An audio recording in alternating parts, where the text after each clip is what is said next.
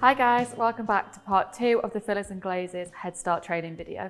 Thanks Lids, it's great to be back, and today's video is going to be on the U-POL Dolphin Glaze. So we've applied our filler to the repair, it's cured, and now what's the next step?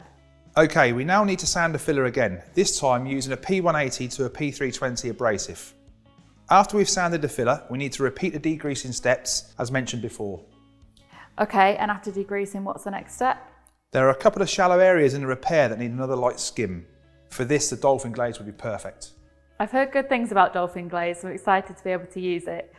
Briefly, what is the purpose of a glaze? So a glaze is ideal for thinner applications, such as surface imperfections, like pinholes, stone chips, and scratches. Okay, so similar to the filler, we mix on an onion board with 2% hardener. Mix in a figure of 8 until it's uniform in colour and the hardener has been mixed in. Okay, so we've applied the filler, we've sanded, we've degreased, and now mixed the glaze. Are we ready to apply? Yes, we can apply the Dolphin Glaze over the filler and wait 15 to 20 minutes for it to dry. It's been 20 minutes, the glaze is cured, now what is the next step? The next step, once the filler is cured, is to abrade with a P180 to a P320 paper. Once that's done, we need to degrease and then we're ready to prime. And it's as easy as that. Thanks Jay, you shared some really useful tips today and I'm looking forward to my next lesson on coatings. If you want to find out more about our products and best practices, then head over to our website, upol.com.